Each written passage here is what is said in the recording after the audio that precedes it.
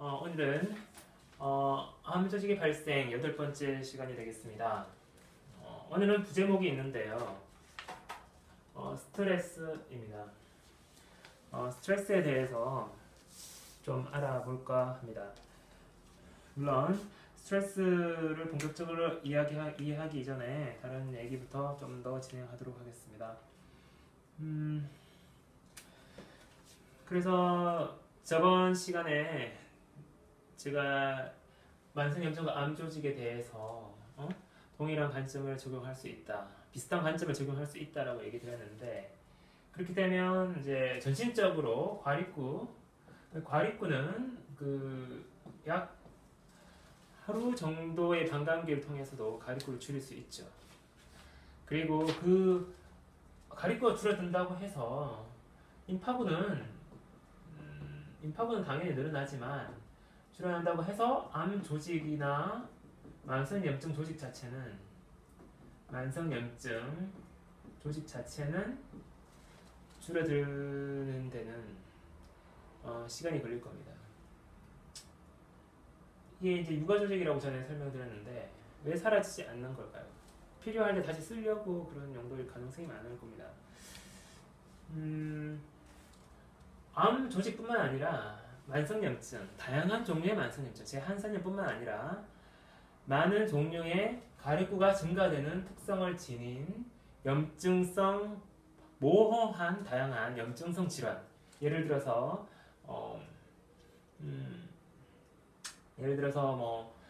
자가 면역 질환이라든지, 관절염이라든지, 유마티스성 질환이라든지, 이런 부분들에 대해서 우리는 동일한 면역 치유의 요법을 적용할 수 있을 것이다 라고, 다른 어떤 방법으로도 할 수 없었던 그런 것들이 스스로의 면역을 강화시키는 방법, 면역적으로 치료를 할 수 있는 방법을 통해서 될 수 있다라는 것이 저의 견해입니다. 제 연구 결과고 공통된 어떤 방법이 존재한다. 그것은 전신적으로 조절하는 방법이다. 이렇게 생각하시면 되겠습니다. 저번 시간에 이제 마지막에는 흥미로운 얘기도 드렸는데요. 에너지 문제에 있어서 염증은 태우기 때문에 자라는 속도가 늦고, 암조직은 에너지 자체를 이 조직의 성장이라는 조직이 커지는 그 살을 찌는 어떤 살이 찐다고 볼 수 있는데요. 조직이 살찌는 그 상황에 에너지를 사용하게 된다. 우리 아보 교수가 열과 부교감에 의해서, 그리고 햇빛, 그 다음에 스트레스를 잊는 것, 이런 것들이 암 치료에 도움이 된다고 설명했지만, 제가 연구하고 제가 제 몸을 치료하고, 그리고 제 몸을 치료했듯이 다른 건선 환자나 일반 다른 환자분들을 치료를 할 때, 치주염이나 이런 부분들, 다른 분들에게 그걸 적용을 할 때 이런 면역 치유적인 방법을 찾아가면서 경험했던 바에 의하면 아보 교수는 분명히 난관이 있었을 거라고 생각합니다. 왜냐면은 동일한 결과가 나오지 않는다라는 어떤, 이렇게 해서 드라마틱하게 낫는 사람도 있지만 나지 않는 경우가 생긴다라는 어떤 이 문제에 뭔가 가능성을 느끼면서도 좌절했을 가능성이 많습니다. 저 같은 경우에는 세 가지 열쇠를 풀고 더 정확하게 어떤 사실에 대해서, 그리고 그것이 공통된 어떤 모든 인간 공통의 어떤 룰을 찾아내는 어떤 그런 자료로서 지금 많은 부분이 진행되었습니다만은 함부로 다뤄지기에는 쉽지 않은 면이 있습니다. 암이 이렇게 하부 교수의 책을 보면 암이 생각보다 쉽게 치료될 수 있다. 암은 치료될 수 있다. 이런 부분들에 대해서 강조를 하고 있는데요. 그렇다고 해서 그 누구도 암이나 만성염증이 쉽게 치료될 수 있는 성질의 것이라고 생각하지는 않을 것입니다. 당연히 치료가 어려울 것입니다. 그러나 어떤 조건이 잘 맞아 떨어진다면 자연 치유의 가능성은 높다. 그 자연 치유의 조건을 우리는 겸한 한자의 마음으로 한번 생각해 볼 필요가 있다는 거죠. 저도 지금 여기 보면 지금 구내염이라고 해서 하얗게 약간 쓰라립니다. 구내염이 생겼는데요. 아마 구내염이라는 것을 생전에 한 번도 경험해 보지 못한 분들도 많으실 겁니다. 치과를 하다 보면 구내염 환자를 종종 보게 되고 구내염을 보게 되는데요. 치과 의사분들은 자기가 겪지 않아도 환자를 보면서 어느 정도 알고 계시겠지만 구내염이라는 게 얼마나 힘든 질환이기, 이런 자체가 얼마나 힘든 건지, 저 역시 이런 마이너한 큰 만성염증은 아니지만 좀 있다가 사라지는 이 구내염 2주 안에 1주 정도 있으면 사라지는 이런 구내염 형태나 이런 다양한 염증들을 제 책에 설명하였듯이 저는 겪었습니다. 류마티스성 질환 한두 가지가 아닙니다. 그리고 아토피, 지루성 피부염 이런 것들 여러 가지를 다 다양한 종류를 다 경험을 하고 나이가 들었을 때 만성염증과 맞닥뜨리게 되는데요. 2주 이상 지속되고 한두 달은 기본이고 6개월 이상 지속되고, 아마 치료 방법을 쓰지 않았다면, 뭔가의 조치를 취하지 않고 그냥 살았다면 영원히 낫지 않았을 수도 있습니다. 영원히는 아니겠죠. 염증이 발사하는 기간이 끝나면 나았을 수가 있는데요. 굉장한 어려움이 닥쳤겠죠. 제가 생활하는 거라든지 이런 것들을 다 포기했었어야 됐을 거예요. 직업도 마찬가지고 그런 상황까지 도달했을 겁니다. 그랬던 상황이 2010년에 제 책에서 소개된 2010년에서의 어떤 피부병의 대폭발 시기였다고 볼 수가 있습니다. 아보거스가 열과 부고감에 의해서 암을 치료할 수 있다 얘기하지만 찜질만 하고 있는다고 암이 낫는 것은 아닙니다. 분명히 부교감적인 것도 또 한계가 있고 아직 우리는 모르는 것이 많이 있습니다. 그러는 부분들을 많은 부분은 찾았다고 저는 말씀드리고 싶습니다. 그 고비를 하나일 뿐만 아니라 2개, 3개, 그리고 그 상황에 대해서 구분하는 방법들까지 여러분에게 허황된 이걸 일단 홍보를 하기 위해서 하는 건 아니고요. 만성염증도 마찬가지입니다. 가립부가 증가되는 질환에 대해서 우리는 어쩌면 그 대체요법, 대체의학에서 말하고 있는 그런 요법들이 우리 몸에 통할 수 있는 어떤 원리, 공통된 원리를 갖고 있는 그런 상황을 이 3가지 열쇠를 통해서 저는 여러분들에게 보여드렸습니다. 암은 오진이 많은데요. 암의 오진은 왜 생기는 걸까요? 검사를 잘못했기 때문일까요? 조직학적으로 검사했을 때 암세포라는 것이 확인되었는데 수술하려고 하고 나서 조사를 해보면 암세포가 아닌 걸 발견했고, 저는 암의 오진이 암이 쉽게 나기 때문이라고 생각합니다. 암이 쉽게 나을 수 있는 가능성이 있죠. 그게 쉽다는 게 이런 조건들이 맞아떨어지지 않고 그냥 쉽게 엿이 아니죠. 이렇게 식은죽 먹기처럼 이런 건 아닐 것입니다. 그렇지만 우리가 지금 생각하는 그 무서운 암이나 평생 나지 않은 만성염증에 비교했을 때 쉽다는 거죠. 만성염증도 어느 정도 쉽게 나을 수 있는 황금 룰이 존재한다라고 제가 동영상 초반에서도 말씀드렸는데, 암의 오진이 많은 이유는 암이 진단했을 때와 수술했을 때 그 사이에 암이 나았기 때문이라고 저는 추정하고 있습니다. T세포의 활성화 부분에 대해서 이제 나중에 설명을 드릴 건데요.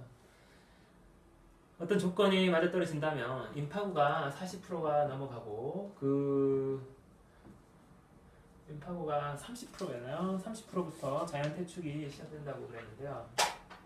그러면 혈액에 대해서 조사를 했던, 암 환자를 치료하면서 혈액을 조사를 했던 아우 교수의 이야기인데요. 그리고 암의 정체기, 암 조직의 정체기를 넘어 치유기까지, 그죠? 완전한 치유까지 이룰 수 있도록, 완치까지 이룰 수 있도록, 물론 그 환자가 동일한 스트레스를 받고 동일한 상황에서 생활을 하게 된다면, 교감적인 생활을 많이 하게 된다면 암은 또 걸릴 수 있겠죠. 암은 쉽게 발생할 수도 있고 만성염증도 마찬가지지만 쉽게 나을 수도 있고 쉽게 발생할 수도 있다. 우리가 생각하던 것보다는 그렇게 설명을 드릴 수가 있겠습니다.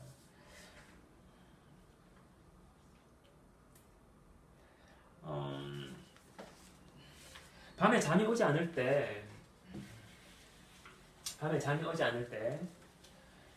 여러분들 경험해 보신 적 있으실 겁니다. 밤에 눈이 말똥말똥하죠. 예.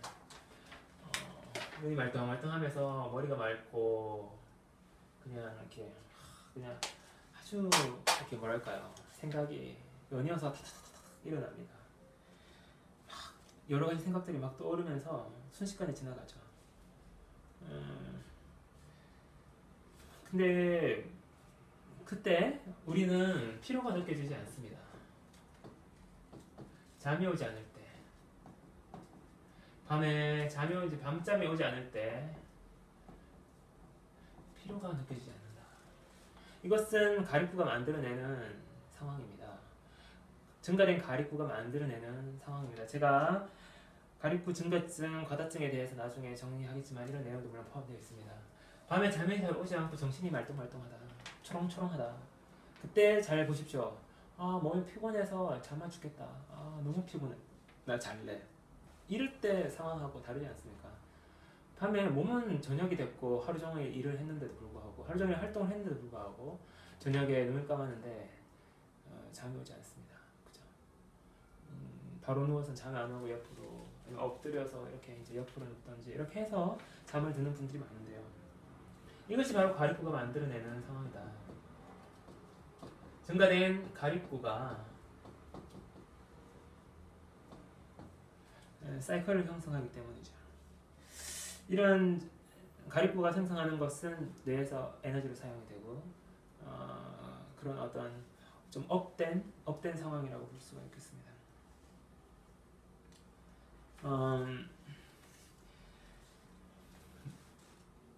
이제는 밤에 잠이 오지 않으면 이제 가립구가 증가되어 있구나. 내가 가립구가 증가되어 있구나. 이런 부분은 어떤 의미를 가지고 있는지 나중에 이제 정리한다고 말씀드렸고요. 이제 가립구가 증가된 것을 피검사 결과로 알려고 할 필요가 없다고 생각합니다. 피검사 결과를 해도 사람마다 기준이 다르기 때문에 신체 체격이 다르고 상대적인 면이 많이 있기 때문에 암이 아니라 그 가립구가 많다 적다라고 정의하기 힘든데, 가립구는 언제부터 몇 퍼센트에서 몇 퍼센트까지 55%에서 뭐 한 75%까지의 범위를 가지고 있다. 뭐 백혈구 중에서, 그죠? 백혈구 중에서 그런 이야기들이 있는 거죠. 저번 시간에 제가 이제 나이가 들수록 그 복잡한 행동을 잘 할 수 있다. 복잡한 행동, 뭐 이런 얘기를 들었는데요. 그때 이제 제가 쓴 단어가 제한된 행동이라고 그랬죠. 예를 들어서 이제 나이가 들수록 뭔가 이제 이런 일을 할 때는 어떤 일을 할 때는 뭐 치과 치료를 할 때는 아니면 우리가 뭐 물건을 옮길 때는 이렇게 물건이 상하지 않게, 바닥이 상하지 않게, 벽을 부딪히지 않게 어떻게 이렇게 착착착착, 그에 대한 생각이 오랫동안 반복된 어떤 우리 행동을 통해서 숙달이 되고 우리가 알고 있습니다. 제한된 행동이라는 게, 제한된 행동이라는 말 자체가 조금 좀 오해의 소지가 있습니다. 제한된 행동이라는 거는 이제 소수의 행동이라는 뜻같이도 들릴 수 있기 때문에, 그렇죠? 행동 중에서 이제 뭐 다양한 거 못하고 새로운 거 못하고 했던 행동만 할 수 있다, 뭐 이런 식으로 받아들일 수 있는데요. 이것에 대한 적당한 단어를 찾아봤습니다. 조건화된이라고 얘기하면 되겠더라고요. 조건화된 행동. 뭐랄까요? 우리 대뇌의 사고 체계 속에서 뭔가 이렇게 할 때는, 이걸 할 때는 이렇게 하는 게 최고야. 그게 최고로 잘하는 거야. 이런 거, 그죠? 조건화된, conditioned behavior. 네. behavior 맞는 거인데요. conditioned behavior, 조건화된 행동. 뭔가 이렇게 조건지어진, 다양하게, 멀티 컨디션드 이렇게 해도 될까요? 자, 여러 가지 애가 딱딱딱 맞춰서 그거는 뭐 가령 뭐 이런 칠판을 달 때도 높이는 얼마보다 높지는 않고 밑에 낮지는 않고 사람 뭐 이런 그러니까 나이가 들수록 경험과 지혜가 쌓이면서 우리는 생각을 해서 뭔가 이 업무를 정확하게 수행하는데 굉장히 저번 시간에 설명드렸지만 애들은 그런 것들이 힘들게 하고 여러 가지 조건을 걸어주면은 피로를 많이 느낍니다. 숙달이 안 됐기 때문이죠. 근데 이제 사람이 그 좀 저효율에서 고효율적인 어떤 업무를 수행할 수 있는 사람이 된다. 이런 얘기를 드렸습니다. 조건화된 행동들. 제 삶을 돌아보면 조건화된 행동들이 굉장히 많이 수행합니다. 아침에는 제가 일어나서 하는 역할이 있고요. 집안에서 하는 역할, 애들하고 부인하고 사이에서 하는 역할, 치과에 오면은 치과 왔을 때 치과 환자들 따라서 신경치료할 때는 어떻게, 이때 할 때는 어떻게 공식에 따라서 움직이는 어떤 조건화된 행동들을 굉장히 많이 하고 있죠. 그건 사고 체계에 의해서 일정한 업무를 계속 수행하게 되는 거라고 볼 수 있습니다. 일정한 업무죠. 고효율인데 이런 것들이 어느 순간 저를 되돌아봤을 때 하루 종일 뭔가 일을 계속하고 있는 그런 저의 모습을 발견하게 되었습니다. 저녁 때 가면 또 부인한테 하는 게 있고 애들한테 하는 게 있고 집에 하는 것이 있죠. 제가 하는 일이 있습니다. 뭐 음식물 쓰레기를 버린다든지 그런 일들로 인해 가지고 제가 정말 피곤할 때도 그 일에서 빠져나오지 못합니다. 그 일을 계속 해야 되는 거죠.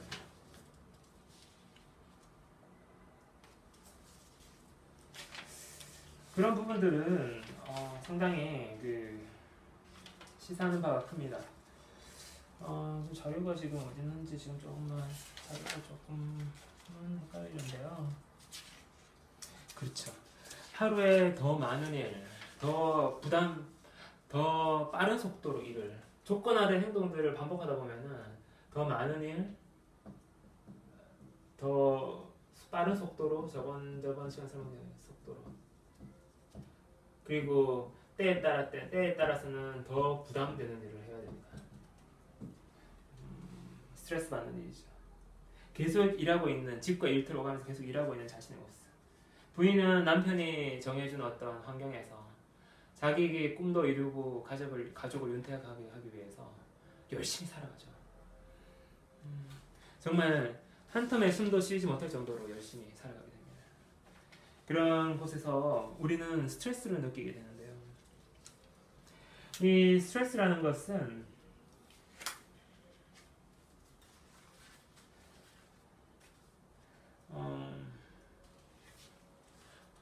여기 하나가 빠졌네요. 더 오래도록.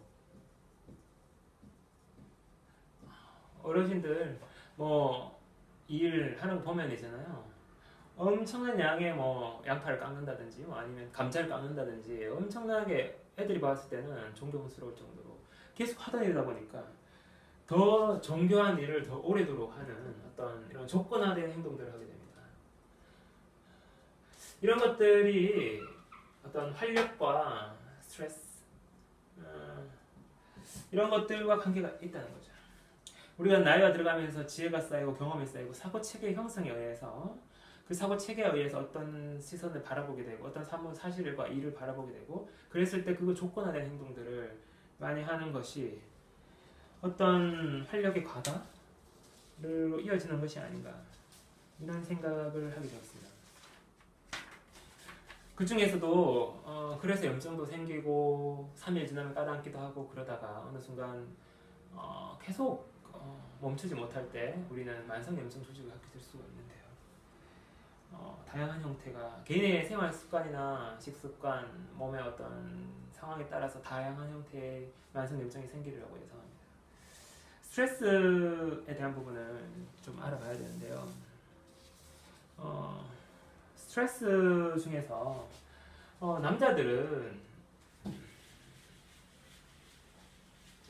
남자들은 일에 대한 스트레스, 예를 들어서 부모에 대한 스트레스, 사회적 인정에 대한 어떤 스트레스. 가령 제가 이런 강의를 하고 있을 때 이 사회에서는 이상한 시각으로 보지 않을까 이런 스트레스가 있거든요. 스트레스. 남자. 일. 남자는 일이 중요하죠. 그리고 부인하고 관계가 중요하고요. 부모하고의 관계도 또 만만치 않습니다. 그리고 사회에서 성공하고 사회적 인정을 받기 원하죠. 이런 스트레스들. 뭐 강력하지는 않을 것입니다만은 강력해지는 경우가 있죠. 그럴 경우에 우리는 과립구의 수치가 비정상적으로 높아질 수가 있다. 여자들은 어떨까요? 자식에 대한 거, 자신의 엄마, 그리고 남편, 그리고 뭐 시부모님이나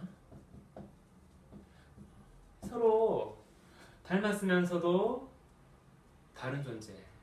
부모 자식 간의 어떤 이런 부분이랄까, 좋아서 결혼했지만 너무 다른 남과 여자, 부부. 이런 문제들은 열심히 살고 있고 조건하는 행동들로서 하루를 열심히 살고 있는 사람들에게 절벽과 같은 스트레스를 만들어낼 수 있습니다. 스트레스 중에서 이런 이유가 있습니다.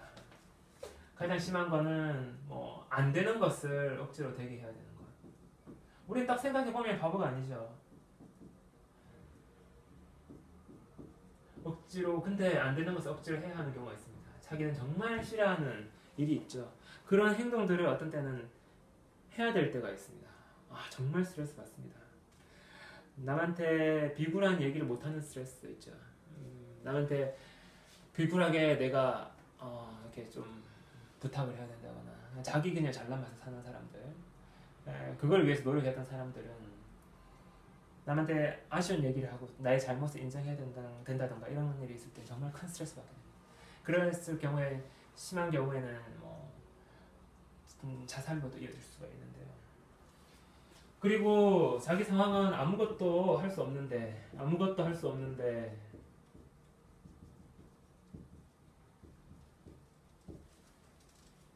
더 해야 되는 경우.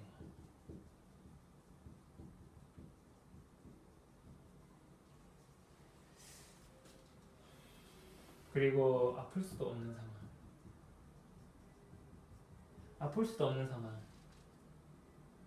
너무 숨막히지 않습니까?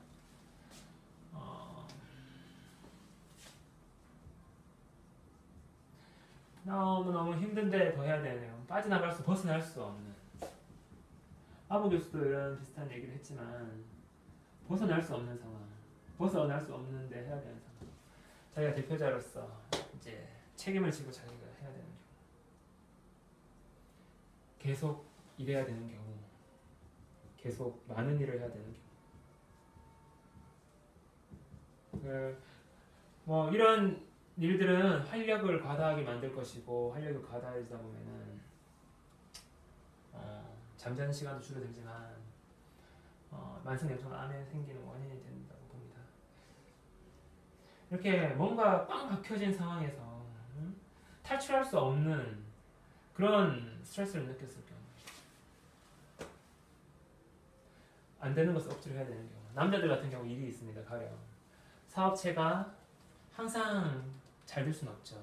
언젠가는 그 사업체가 망해야 될 수 있는데, 망한다고 해서 바꿀 수 있습니까?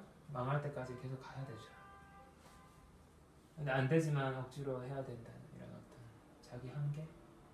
일에 있어서 이런 일이 발생한다면 남자들은 극단적인 스트레스를 많이 발생할 수가 있을 것입니다. 여자는 정말 남편이 주어진 조건에 의해서 열심히 살았는데, 자기 남편이 자기가 도저히 이해할 수 없는 행동을 하고 있을 때, 자식까지 자신을 배신하는 것 같이 느껴질 때 암이 발생할 수가 있겠죠. 여성분들은 정말 어떤 분들은 엄마랑 그런 분들이 있는데요. 엄마랑 미묘한 관계에 있는 사람도 있습니다. 남자는 아빠랑 미묘한 관계에 있는 분이 있죠.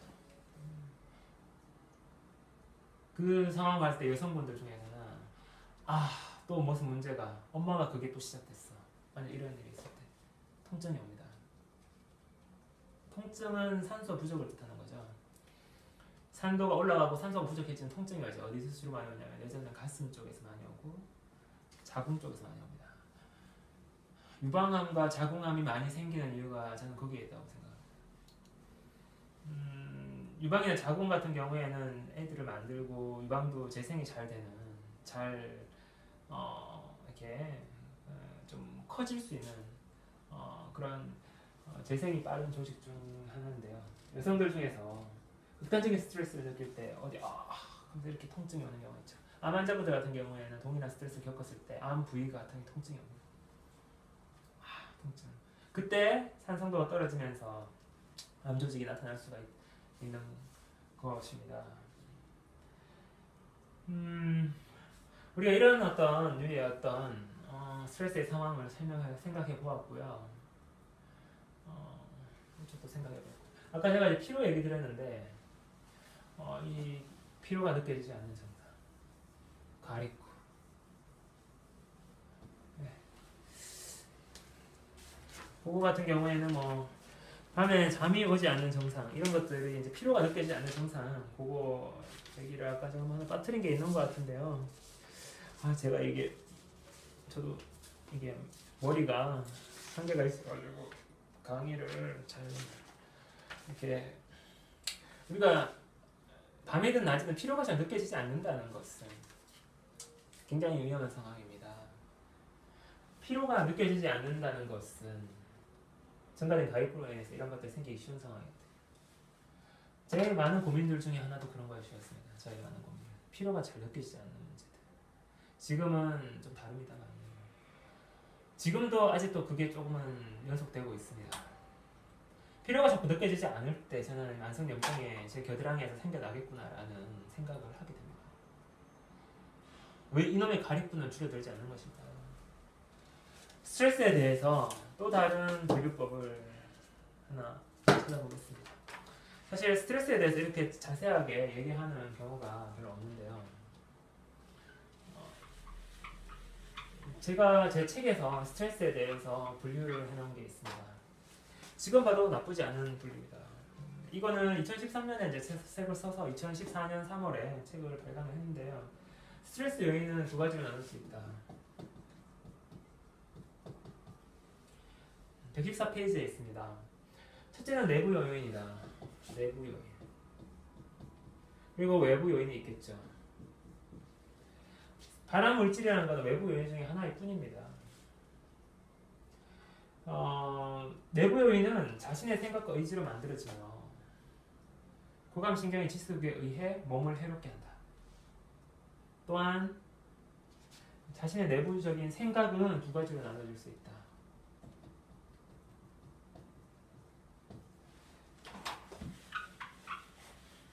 생각은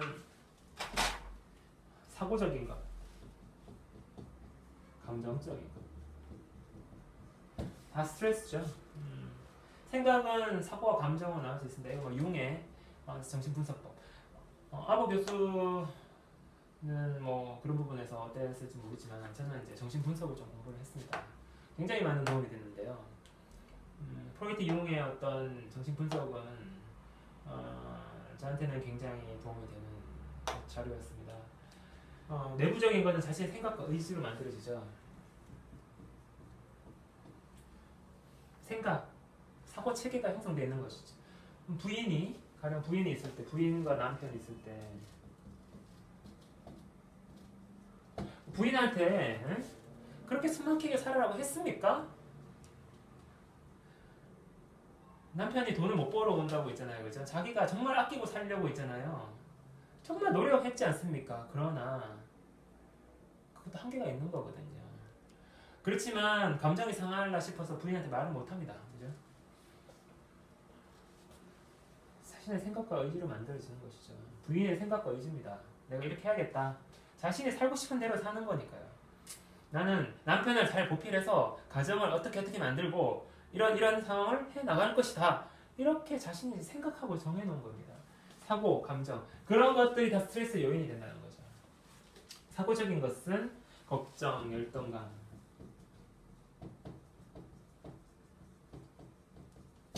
걱정되는 문제가 있을 것이고요. 남한테 미치지 못하는 열등감 질투는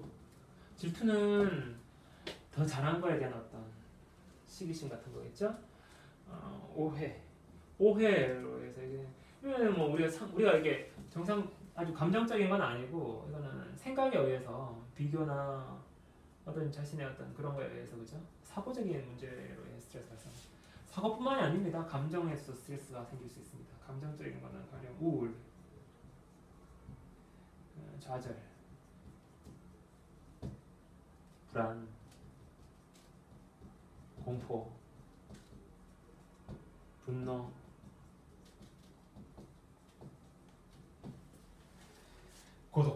고독한 것까지. 우울, 좌절, 불안, 공포, 분노, 고독. 이거는 사고적인 생각은 아니고 무조건 우리 마음속에서 일어나는 감정입니다. 감정이 뭔가 편하지 않은 거죠. 감정적 스트레스가 발생합니다. 생각을 해보니 문제가 있더라. 걱정이 되더라. 스트레스가 발생하죠. 이렇게 스트레스의 요인은 많습니다. 다른 내부 요인으로 한 가지가 더 있는데 그것은 이거는 위의 것은 의식적인 것이라고 할 수 있습니다. 의식적인 것. 의식하지 못하는 것도 있다는 거죠. 의식하지 못하는 스트레스가 존재한다는 것은 굉장히 놀랍지 않습니까? 우리는 이제 프로이트의 어떤 무의식의 시대에 살고 있습니다. 무의식적으로